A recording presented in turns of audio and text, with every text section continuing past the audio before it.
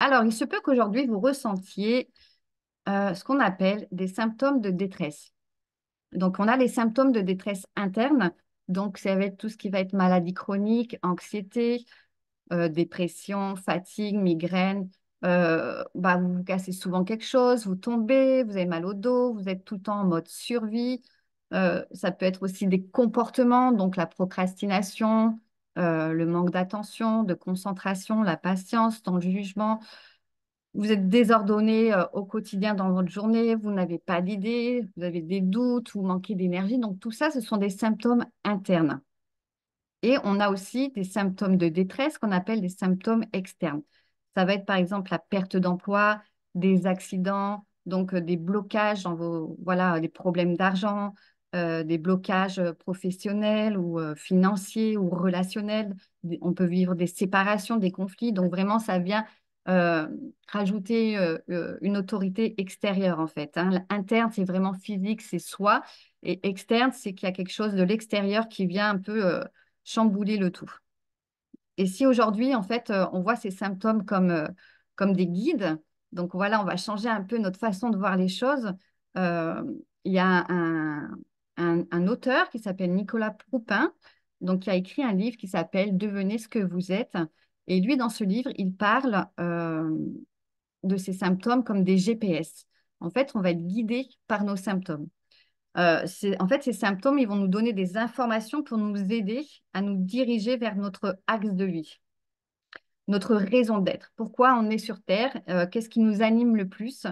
Et, euh, et vraiment, il nous invite voilà, à nous réveiller par rapport au décalage entre ce qu'on vit, ce qu'on souhaiterait vivre et en fait la vie qu'on a. Et il nous dit vraiment que ces symptômes, ils sont là pour nous guider, en fait. C'est des guides. Donc voilà, on change un peu notre façon de voir les choses aujourd'hui. Marina, hypersensibilité aussi. OK. En fait, ces symptômes, voilà, ils sont parfaits pour nous guider vers une vie qui nous ressemble. En fait, voilà, ils sont là pour nous dire, oh, ma cocotte, là, il se passe quelque chose, ça va pas du tout, il faut que tu te réalignes sur qui tu es.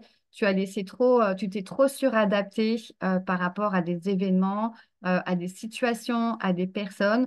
Et là, paf, il te met une grosse, grosse gastro, par exemple. Et là, justement, qu'est-ce que c'est, qu'est-ce que ça veut dire, cette gastro? On va aller s'en servir comme un guide et essayer de faire des liens, voir qu'est-ce qui ne va pas, qu'est-ce qui fonctionne pas dans notre vie, dans notre quotidien.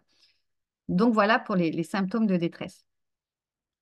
Par contre, quand on suit, et je suis sûre que vous avez déjà remarqué, quand vous suivez votre voie, vous êtes aligné, vous respectez vos valeurs, on a ce qu'on appelle des symptômes de justesse. Donc là, on va être voilà, focus, concentré sur ce qu'on fait, on arrive facilement à prendre des décisions, on est discipliné, créatif, les choses sont claires, on a un objectif, paf, on arrive à l'atteindre, on est motivé, on a de l'énergie. Voilà, confiance, on se sent fort, on est en bonne santé. Donc, je suis sûre que vous avez déjà vécu des moments où vous étiez vraiment dans votre voie juste. Vous étiez dans votre acte de vie, vous étiez euh, OK avec qui vous êtes et les choses, elles sont fluides en fait. Ça roule tout seul. Ça vous est déjà arrivé ces moments-là où en fait, il y a tout qui... Comme une autoroute, ça va tout droit, ça file, c'est OK, tout roule. Et c'est pourquoi il est important d'écouter les symptômes.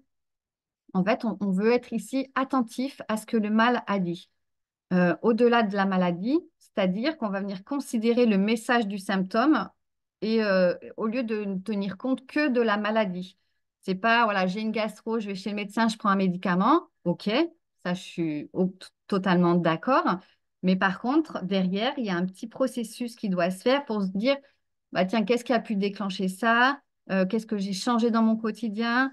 Est-ce que je me suis pris la tête avec quelqu'un? Est-ce qu'il y a quelque chose sur lequel j'ai dit oui alors que je voulais dire non? Donc voilà, ça va être vraiment de se poser ce genre de questions dès que vous ressentez un symptôme. Oui, lorsque j'ai passé mon permis, sur l'autoroute, tu vois, t'as filé, c'était droit, c'était OK. Là, je brille.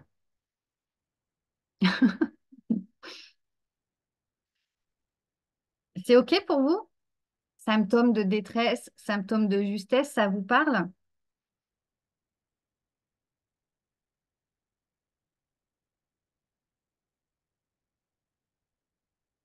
Moi, par exemple, il y a 15 jours, 3 semaines, je ne sais plus, j'ai sorti un zona sur la cuisse.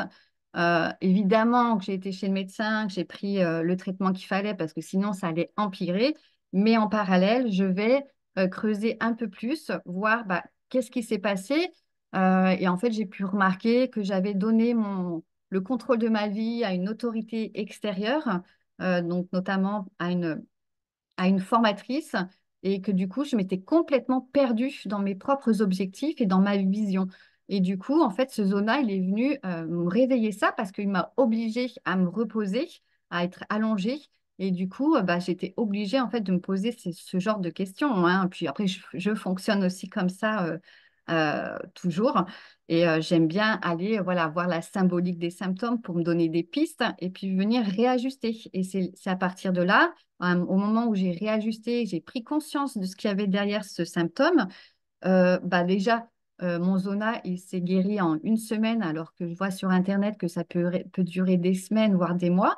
Moi, en une semaine, c'était OK parce que tout de suite, je suis venue réajuster, pardon, ce qui avait pas collé, en fait, avec qui j'étais vraiment.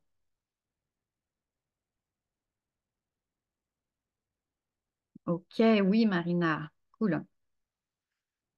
Oui, ça peut être compliqué, j'avoue, hein, ça change en fait notre vision de la maladie et des symptômes. C'est vraiment, aujourd'hui, j'ai envie de vous apporter un nouveau regard sur ça. C'est pas quelque chose forcément qu'on trouve dans du dev perso traditionnel. Et puis moi, j'aime bien aller changer un peu les choses. On pense souvent que les solutions à nos problèmes ou que notre capacité à guérir viendra d'un élément extérieur ou bien d'une circonstance extérieure du type quand j'aurai la nouvelle maison, bah, ça ira mieux. Quand j'aurai ce nouveau job, ça ira mieux. Quand je ferai ceci ou cela, ça ira mieux. Ou par exemple, le médicament miracle, la coach miracle, la méthode miracle. En fait, ça vient juste nous soutenir. Ce sont des supports à notre guérison. Mais l'élément décisif qui va faire qu'on va être capable de guérir, en fait, c'est nous. C'est notre propre pouvoir. Je ne dis pas qu'il ne faut pas prendre de traitement, de médicaments, qu'il ne faut pas se faire aider, mais c'est vraiment de le prendre en soutien. Et à côté de ça, on vient porter un nouveau regard sur nos symptômes. En fait, c'est ça, reprendre son pouvoir, reprendre la responsabilité de sa vie. Ce n'est pas tout le temps être focalisé sur ah bah tiens, c'est elle qui va m'aider, c'est cette méthode qui va m'aider. En fait, c'est un tout. C'est le soutien de l'élément extérieur, mais c'est aussi le travail qu'on fait en apprenant à se connaître, en comprenant notre fonctionnement, en se posant des questions, voilà, en étant vraiment dans une réflexion pour venir réajuster. Parce que honnêtement, c'est pas un soin énergétique ou une pierre qui va faire que ma vie, elle va changer. Il y a autre chose derrière qu'il faut venir soutenir. Le dictionnaire des mots et maladies, il me semble, aide aussi à comprendre. Oui, ça peut donner une piste. Des fois, c'est hyper complexe, mais ça peut venir apporter une piste sur le domaine, par exemple, si ça va être plus relationnel ou sur une émotion, si ça va être de la colère. Moi, le zona, c'était vraiment de la colère, c'était le feu à l'intérieur. Il y avait du feu qui avait envie de sortir, de la colère qui avait envie de sortir parce que j'avais perdu mon pouvoir, en fait. Et du coup, en regardant la symbolique, justement, dans ce genre de bouquin, ça m'a aidé à mettre le doigt sur la chose qui allait pas. Et, sur les définitions en fait de deux personnes euh, que je suis depuis quelques mois et qui travaillent vraiment sur les valeurs qui sont essentielles en fait pour avoir une vie inspirée et plus d'énergie. C'est crucial en fait, c'est clair que faudrait que ça soit une de nos priorités. Donc je vous laisserai regarder ces deux slides. Voilà, je vous ai mis le livre aussi, Devenez ce que vous êtes, où il propose plein d'exercices. Vous pouvez lire là vite fait si vous voulez, le temps que je boive un peu.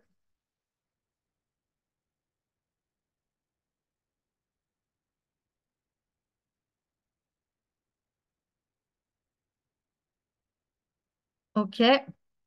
Alors, pourquoi connaître ces valeurs, c'est important? Déjà, ça va nous servir de guide. En fait, ça va être vraiment notre boussole. Elles vont orienter nos priorités et nos comportements vers ce qui est le plus important pour nous. Pour nous, c'est unique. Nos valeurs, elles sont uniques. Donc, c'est vrai, quand j'entends le mot empathie, hypersensibilité, c'est pas forcément votre unicité. Il y a des choses derrière qui sont cachées, que vous allez chercher vous, hein, avec tous les exercices que je vais vous donner. Mais il y a vraiment votre unicité qui doit se retrouver dans vos valeurs. C'est pas je suis créative, je suis authentique, je suis naturelle. Oui, ça vous définit en fait, ça définit la personne que vous êtes ou comment le monde vous perçoit, mais on ne va pas retrouver votre unicité dans ce genre de mots. Les valeurs aussi, ça va vous permettre d'être plus aligné. Donc vraiment de, d'être, de comprendre et d'être aligné avec ces valeurs personnelles va vous permettre de vivre de manière authentique et épanouie.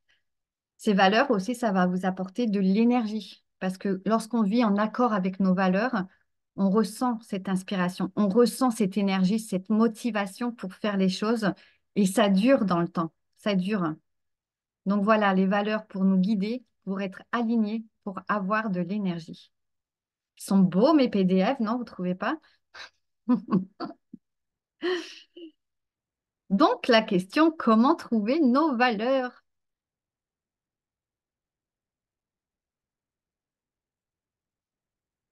Que vous soyez conscient ou pas de vos valeurs, elles sont toujours présentes en vous. Il suffit juste de s'y reconnecter. Elles peuvent évoluer à certains moments de votre vie et changer, voilà, suivant vos priorités du moment. Euh,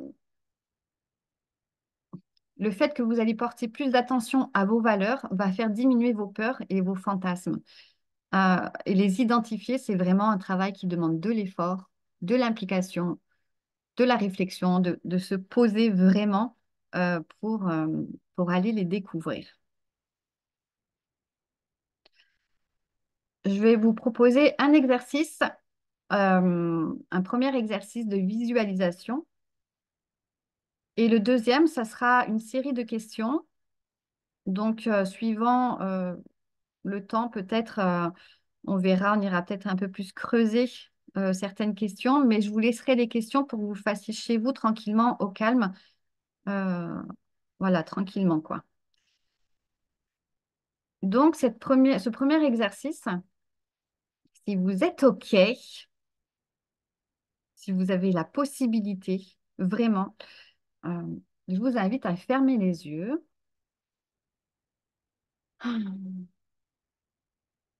à faire de grands soupirs, à respirer profondément et ne lisez pas le PDF, fermez les yeux.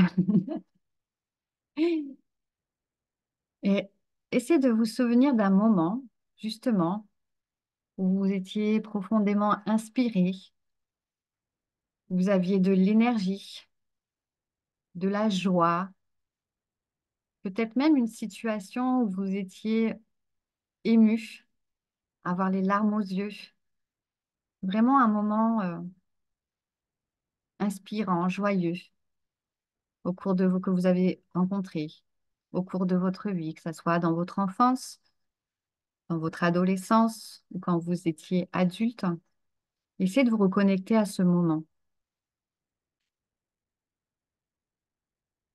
Est-ce que vous vous souvenez à quel moment de la journée ça se passait? Où est-ce que vous étiez? Avec qui? Qu'est-ce qui se passait? Quelle était l'ambiance de ce moment? Essayez d'identifier l'action précise qui a suscité cette émotion de joie ou de sentiment, d'avoir confiance, d'être forte, d'avoir de l'énergie. Je vous laisse quelques minutes, quelques secondes pour vous connecter et essayez d'aller vraiment voir qu'est-ce qui se passait à ce moment précis, avec qui, où, comment, qu'est-ce qui se passait, qu'est-ce que vous entendez, qu'est-ce que vous sentez.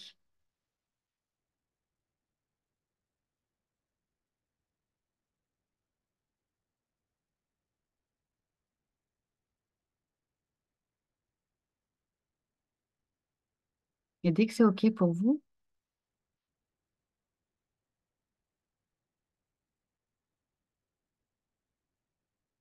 vous pouvez revenir ici et maintenant, dans le moment présent. Et je vous invite, si vous avez un petit papier, un petit crayon à portée de main, à noter tous les mots qui vous viennent par rapport à cette situation, des images, des sensations, tout ce qui vous vient. Est-ce que vous étiez seul, entouré, à quel endroit?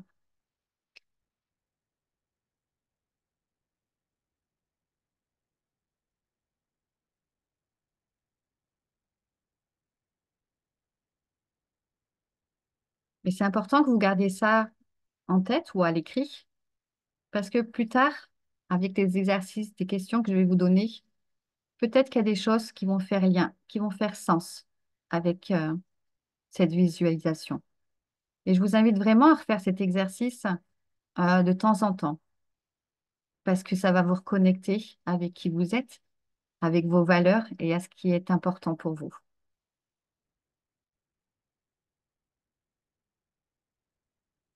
C'est OK, vous êtes revenu?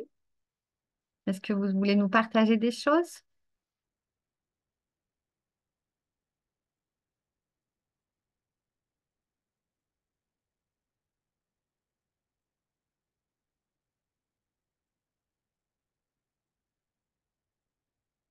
Je vous ai endormi, c'est ça, Marina? Bon,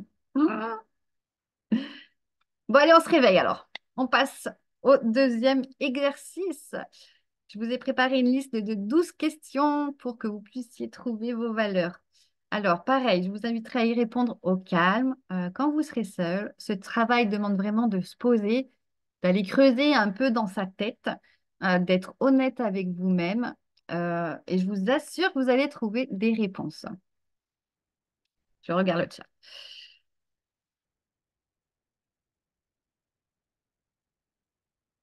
Ouais, Marina, super. Moi aussi, c'est un des moments, la naissance de ma fille, c'est un des moments les plus forts aussi. Et c'est vraiment cette reconnexion avec ce que c'est l'amour inconditionnel, la joie, le bonheur. Exactement. C'est ça, c'est ce sentiment-là, ce sont ces sensations-là qu'on veut retrouver parce qu'elles sont là à l'intérieur de vous et il faut les reconnecter avec ça. Donc, c'est un exercice que vous pouvez faire régulièrement pour vous reconnecter à des moments de joie comme ça parce que le cerveau, lui, il ne fait pas la différence entre ce qui est passé, ce qui va arriver. Donc, venir se reconnecter tout de suite, ça va venir créer des hormones de bonheur, de joie, d'amour, hein, un peu d'ocytocine. Et puis, surtout quand on est stressé, angoissé, anxieuse, c'est super important de venir générer ce genre d'hormones. Ok, cool. Donc, je vais vous ai préparé la liste de 12 questions. Ces 12 questions, il va falloir trouver trois réponses à chaque question. Trois réponses. OK? On les regarde ensemble, puis vous le ferez tranquillement plus tard. La question numéro 1, avec quoi? Donc, ce n'est pas des questions que moi j'ai inventées, hein, ça vient vraiment de recherche de personnes, hein, de professionnels, de thérapeutes, d'accompagnants qui ont créé ces 12 questions, hein. Ce n'est pas moi qui les ai inventées. Vraiment, je vous transmets, moi, des choses que j'ai apprises et qui me semblent très importantes à vous transmettre. La question numéro 1, comme ça, si vous avez des doutes sur les questions, vous pouvez me les poser après. Avec quoi, comment remplis-tu ton espace sur ton bureau, dans ta maison, dans ta voiture, sur ta table de nuit? Est-ce qu'il y a des objets significatifs? Numéro 2, avec quoi remplis-tu ton temps? Qu'est-ce qui occupe la majeure partie de ton temps? Alors, j'enlève ça. Question numéro 3, quelles sont les activités pour lesquelles tu trouves toujours du temps? pas les activités que tu es obligé de faire, des activités euh, qui te nourrissent. Numéro 4, quelles sont les choses pour lesquelles tu trouves toujours de l'argent? Où dépenses-tu le plus ton argent? Numéro 5, comment utilises-tu ton énergie? Quelles actions te semblent te demander le moins d'énergie? Quelles actions te revitalisent? Où es-tu le plus organisé? Où mets-tu le plus d'ordre? Question numéro 6.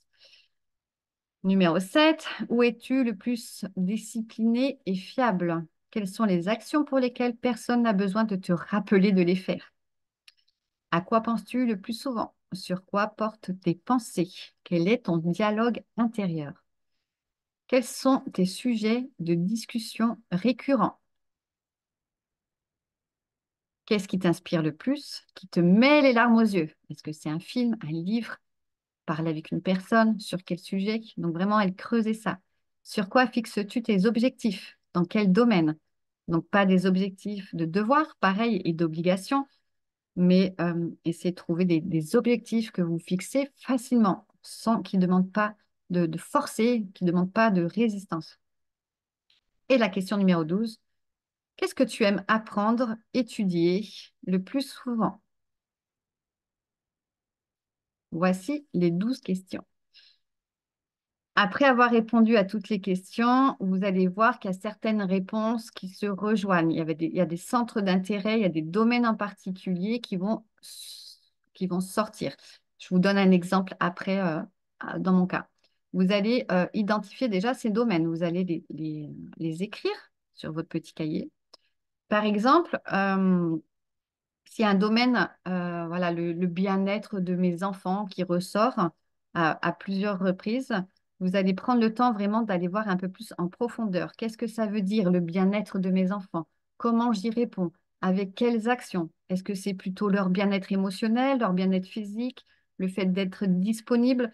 Donc, on va aller creuser ce domaine.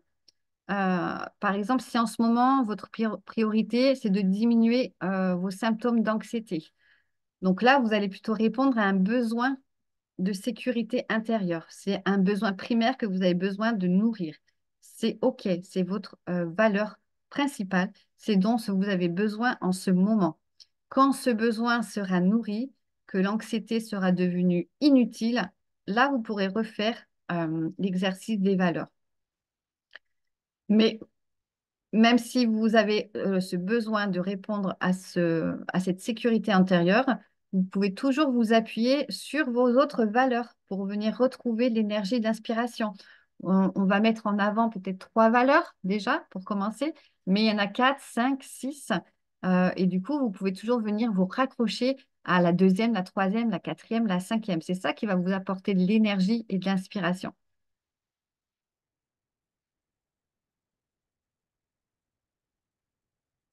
Ensuite, dans votre quotidien, une fois que vous avez fait émerger ces valeurs, hein, donc on va dire 3 déjà pour commencer, il faut les garder à l'esprit parce elles vont vous aider après lors de vos prises de décision.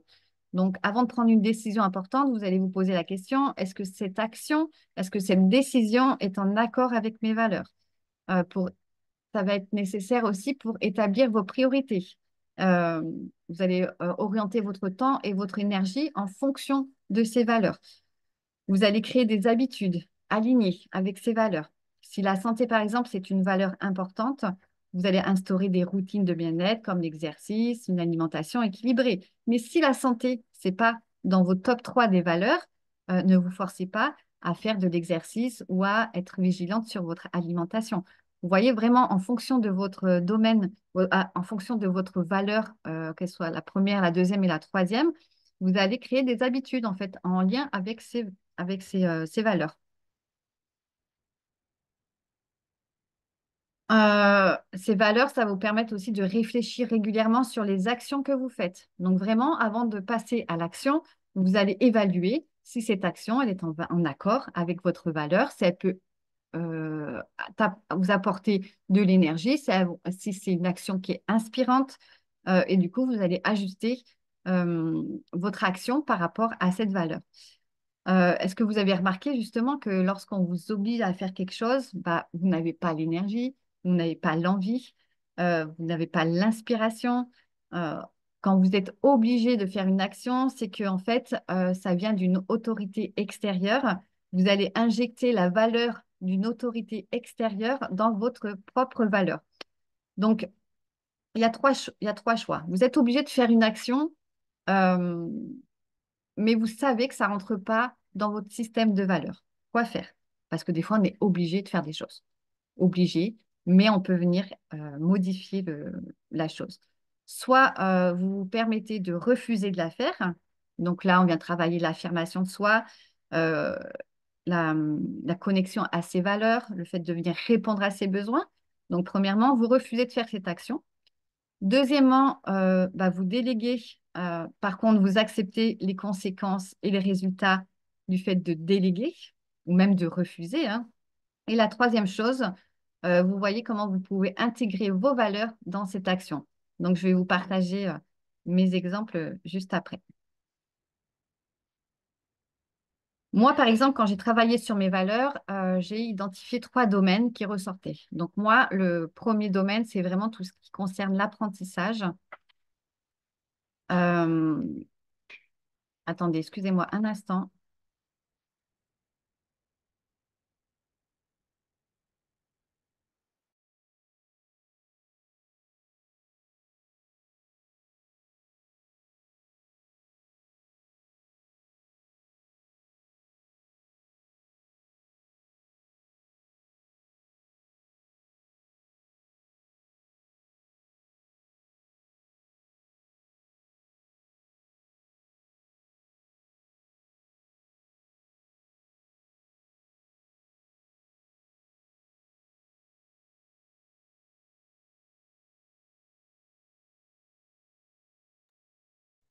Voilà, je reviens, petit problème de maman. Euh, euh, donc, voilà, moi, j'ai identifié trois domaines. Le premier, c'était l'importance d'étudier, d'apprendre. Le deuxième domaine, ce sont mes enfants. Et le troisième domaine, effectivement, c'est mon bien-être. Quand j'ai approfondi, ça a donné, je reprends le domaine de l'apprentissage, par exemple. Bah moi, en fait, qu'est-ce que je lis comme livre? Qu'est-ce que j'aime étudier? C'est vraiment, moi, j'adore, je kiffe étudier l'être humain. Donc, moi, mes bouquins, c'est que sur l'être humain. Me découvrir. C'est des solutions pour me découvrir, en fait, pour aller euh, ouais, creuser, voir qui je suis, comment il faut faire, etc., pour vraiment trouver mes solutions. Donc, je l'ai fait pour moi déjà à la base, et après trouver des solutions pour justement que les gens souffrent moins, et après je puisse les transmettre. Donc, moi, ça, c'est vraiment ma valeur numéro une. C'est le plus important pour moi. La deuxième valeur que j'ai identifiée, c'est que bah, je veux être disponible pour mes enfants. Je veux pouvoir aller les amener à l'école, ne pas les laisser à la garderie, par exemple. Je veux pouvoir faire des activités avec eux. Je veux, voilà, ils sont plus grands maintenant. C'est vrai que peut-être il y a 10 ans, ma valeur numéro une, c'était le bien-être dans sa globalité pour mes enfants, parce qu'ils étaient plus jeunes, ils avaient beaucoup plus besoin de moi que maintenant. Et là, maintenant, je suis disponible. S'il y a besoin d'aller faire une course, je suis là. S'il y a des papiers à faire, je suis là. Si j'ai besoin de discuter avec eux sur un sujet, je suis là.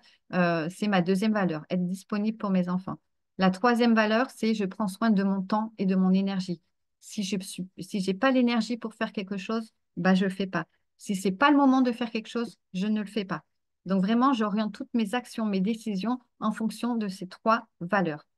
Euh, il y en a d'autres qui viennent en dessous, mais déjà, si on arrive à s'aligner avec les trois valeurs les plus importantes, c'est déjà un gros travail. Et je vous assure que le fait de, de, de savoir que ma première valeur, c'est d'étudier, d'apporter des solutions pour que l'être humain il souffre moins et de les transmettre, ça me booste, ça me donne une énergie, quoi. Moi, je vais écouter une vidéo ou lire un bouquin, tout de suite, je me dis, ah ouais, ça, il faut que je le dise, ça, c'est super important. C'est ce que je fais justement avec ce webinaire. J'ai mis des mois à comprendre le fonctionnement des valeurs, à le tester pour moi, pour après le partager. Euh, Dans mon quotidien, du coup, comment ça se passe? Donc, il y en a qui me connaissent et qui savent que j'aime pas faire à manger et faire le repas tous les soirs. Pour moi, c'est une corvée. Ça me nourrit pas du tout. J'aime pas faire ça. Mais je dois le faire. Je dois le faire pour ma santé et pour la santé de ma famille. Il faut bien que je les nourrisse, ces pauvres enfants et mon pauvre conjoint. Donc, comment je procède? Euh, je vais venir apporter de la valeur dans cette action. Pour le coup, je mets un podcast, une vidéo, une formation, hop, les écouteurs dans les oreilles, et ça vient répondre, ça vient nourrir ma valeur numéro une, qui est l'apprentissage. Ou bien, je propose à mon fils de venir cuisiner avec moi et lui apprendre comment faire, parce que bon, ma grande, elle a 15 ans, c'est plus trop son kiff de faire la cuisine avec maman, mais mon petit qui va avoir 10 ans, lui, il aime bien cuisiner. Donc là, pour le coup, je l'appelle et je dis, bah, tiens, je vais t'apprendre à cuisiner. Donc là, ça répond à la valeur numéro 2. Je suis disponible pour mon enfant pour lui apprendre, lui transmettre quelque chose. Et là, du coup, ce moment de préparer le repas, bah, il passe en glisse. J'ai l'énergie, j'ai la motivation, je suis OK avec ça et tout se passe bien. Par contre, s'il y a des soirs bah, où je ne vais pas mettre de vidéo, pas de podcast, que bah, mon enfant il n'a pas envie de cuisiner avec moi, du coup, je prépare pas le repas avec conviction, avec amour et avec énergie, quoi. Je le fais, je subis. Et du coup, c'est vrai qu'après, je peux y avoir un coup de fatigue. Donc, voilà, il y a encore des moments où j'arrive pas encore bien à aligner tout ça. Un autre exemple, avant, je n'aimais pas faire de sport. J'ai commencé à faire du sport à 40 ans. Donc maintenant, je le vois comme une solution à mon bien-être. C'est la valeur numéro une. Donc j'ai appris, par un bouquin, que si je faisais des étirements et que je venais étirer mon psoas, ça allait apaiser ma souffrance. Donc ça répond à ma valeur numéro une. Du coup, l'objectif de faire du sport est plus du tout le même. Et en plus, je fais mon sport quand je le veux, parce que je réponds à ma valeur numéro 3, qui est de prendre soin de mon temps et de mon énergie. Donc un jour, ça peut être le matin, ça peut être à 11 heures, ça peut être le soir, ça peut être pas du tout. Mais en fait, je le fais quand je veux. Et du coup, j'ai pas de pression, en fait, j'ai pas de résistance et j'ai pas de souffrance. Voilà, je m'impose pas d'horaire de jour, je le fais plus volontiers qu'avant. Vous comprenez, ça vous parle un peu?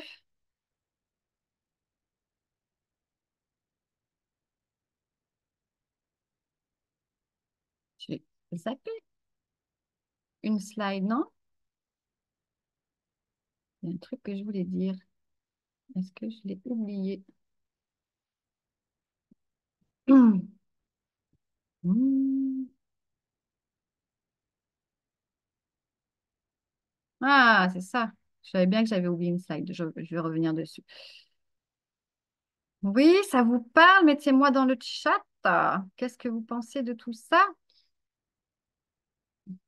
Du coup, je reviens juste sur les symptômes parce que je savais que j'avais oublié une slide. Plus on va se forcer à ne pas regarder ces symptômes, plus on va résister et plus on va souffrir. En fait, la souffrance, c'est une douleur, que ce soit une douleur physique ou une douleur face à une expérience qu'on vit, plus de la résistance, là, on vient créer de la souffrance.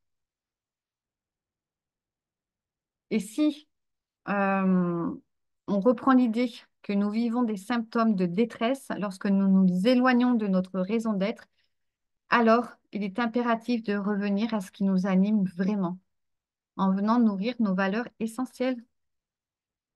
Parce que toute structure qui ne suit pas sa raison d'être s'auto-détruit. Ça, c'est dans le livre de Nicolas Proupin. La souffrance, c'est la douleur plus de la résistance. Donc, plus on résiste à ce qui se passe dans notre quotidien, qu'on ne vient pas regarder pourquoi on a ces symptômes, essayer de mettre de la conscience dessus, bah, du coup, on va être dans de la souffrance. C'était très important, ça. Voilà les filles. Hop. dans votre quotidien. OK, mon exemple. Est-ce que vous avez des questions? Est-ce que ça vous inspire? Est-ce que vous êtes prête à jouer le jeu pour retrouver de l'énergie et de l'inspiration dans votre vie? Donc voilà, aujourd'hui, je vous ai proposé une solution qui change un peu des concepts traditionnels et de tout ce qu'on peut retrouver, mais c'est une solution à votre souffrance. Moi, qui m'a vraiment aidé à déculpabiliser, à me prioriser, à me nourrir de choses qui me correspondent. Et aujourd'hui, je sais que lorsque je suis malade, il y a une valeur que je n'ai pas nourrie. C'est à vous de jouer.